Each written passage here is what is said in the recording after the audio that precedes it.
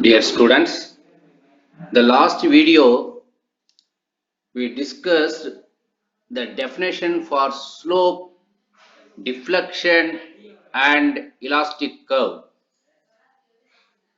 In this video, we will discuss about what is pure bending, what is governing differential equation, the derivation for governing differential equation, and how to determine the slope and deflection using the differential equation.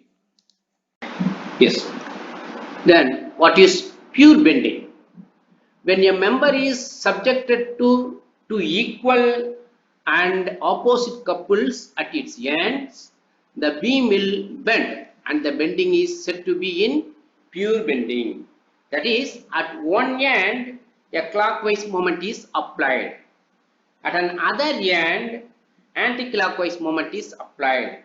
Only the moment, and there is no axial force, and there is no shear force, and there is no torsional force, no other forces. Only the moment, that is couple, that is clockwise moment and anti-clockwise moment. These two moments was called, what is that? Couple. When we apply a couple, only the moment, not other forces. If we measure the bending moment, only applying the moment, that moment is called pure bending moment. Pure bending, right? So pure bending is a condition of stress where a bending moment is applied to a beam without the simultaneous presence of axial, shear or torsional forces. So bending of beam due to only the moment is called pure bending. Note here, bending of beam due to only the moment, no other forces, is called pure bending. Right? Okay.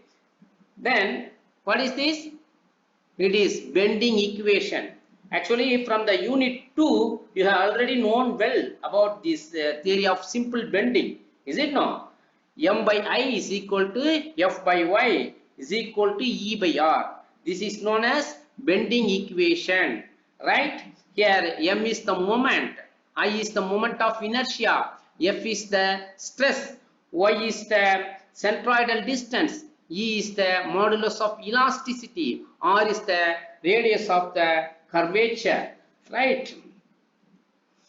Then you know the deflected shape of beam is called elastic curve, right? Here the elastic curve can be represented by a differential equation and is known as governing differential equation. What is the governing differential equation? Any curve, it can be represented by an equation. That equation, that differential equation is called governing differential equation.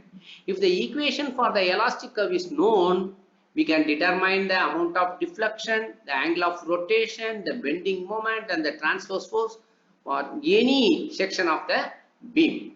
Right. Here actually EI into d squared y by dx squared is equal to m. Now, this is the governing differential equation for a beam. Here m is the bending moment, you know well. Y is the deflection of the beam. And what is EI? EI is nothing but modulus of elasticity and moment of inertia. So the product of E and I is the flexural rigidity. Flexural rigidity can be defined as the resistance offered by a structure while undergoing bending. It is the product of E and I. E and I, the product of E and I is known as the flexural rigidity. This is known as governing differential equation, right? Okay. So this slide, how the differential equation for a beam is arrived, right? See, actually, this is the differential equation for beam subjected to pure bending. Already you know what is pure bending, is it not? Right. Consider now we will arrive a differential equation for a beam subjected to pure bending, right? That is, only the end moments are applied for the beam. Because of the moment, end moments, what is the bending? What is the bending equation? That is known as differential equation subjected to pure bending. Okay. Consider a beam AB subjected to pure bending, that is clockwise moment and anti-clockwise moment. Due to these moments, the beam will be bent into a circular arc and is known as elastic curve. Is it not? As the curve is part of the circle, right? Suppose if it is the curve, what is it? It is a part of the circle actually. Is it not? For any curve, if you take any curve, the curve is a part of the circle. So the radius of the curvature is given by the equation, the radius. So any circle, it will have center. So from the center, it has some radius. So the radius of the curvature can be given by the equation m by I is equal to E by R. So m by I is equal to E by R. Already you know the bending equation, is it not? From this we can write m by I is equal to E by R. So this can be modified as 1 by R is equal to m by EI. So E come to this side, and so that we can write it as 1 by R is equal to m by EI. This is equation number 1, right?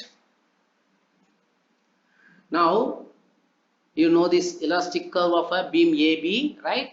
Here we consider the 2 points P and Q for a very small length, right? In the curve we consider a very small length ds, right? A very small length of PQ. Let the angle of the small length curve be d theta, right?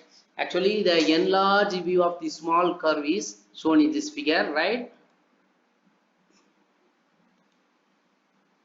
Yeah, this curve shows the enlarged view of this small curve PQ, right? This PQ of length ds, let it be ds. Its subtending angle d theta, right?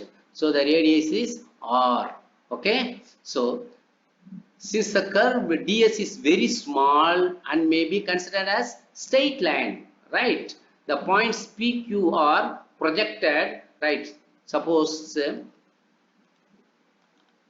it is a curve and it can be projected from here and from here, so it forms a right angle triangle. So it is a small length, the curve may be considered as a straight line, right? So it forms a right angle triangle PQS. We say the right angle triangle as PQS. It is shown here, right? Okay. From the figure, what is that? Dy is the opposite side and dx is the adjacent side. So opposite side by adjacent side is tan theta, right? Since theta is very small, because it is a very small length, so theta is also very small. So tan theta may be considered as theta, right? Therefore, this expression tan theta equal to dy by dx can be write it as theta is equal to dy by dx. Instead of tan theta, we can write as theta, that is theta is equal to dy by dx. This is equation number 2. If we differentiate this expression, we will have dy by dx. If we differentiate this one, d squared by dx squared. If we differentiate with respect to x, this theta will get d theta by dx. So this will be equation 3, right? Now from the angle OPQ, right? The angle OPQ, this one, OPQ, right? Listen here, OPQ, right? OPQ, right? Yeah, this is R, no? And this is d theta, is it not?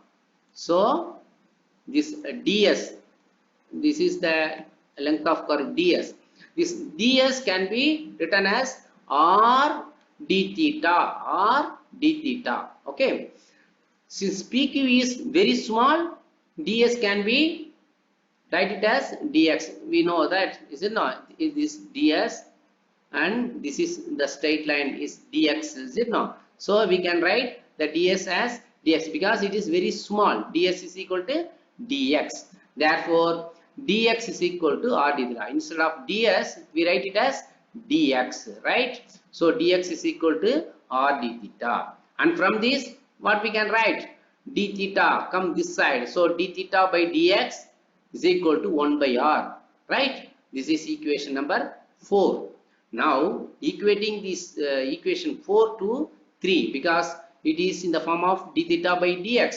The equation 3 also in the form of d theta by dx, that is d squared by dx squared, right? Equating equations 3 and 4, we will get d squared y by dx squared is equal to 1 by r. And from equation 1, where is equation number 1? This one, that is 1 by r is equal to m by ei. Putting this value for 1 by r, we will get, what is that? D squared by dx squared is equal to m by ei. From this, we can write it as m is equal to ei into d squared y by dx squared.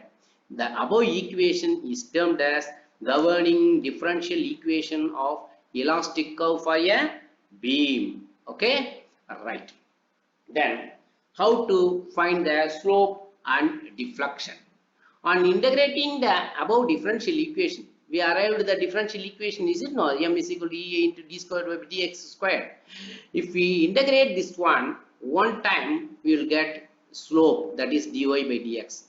Again we integrate, we will get deflection, that is on integrating once, we will get slope. On integrating twice, we will get deflection y, right? Okay, then already we discussed what are the methods to find the slope and deflection. Actually there are 4 methods, right? We will discuss the problems for finding slope and deflection in the next part of unit 3. Thank you.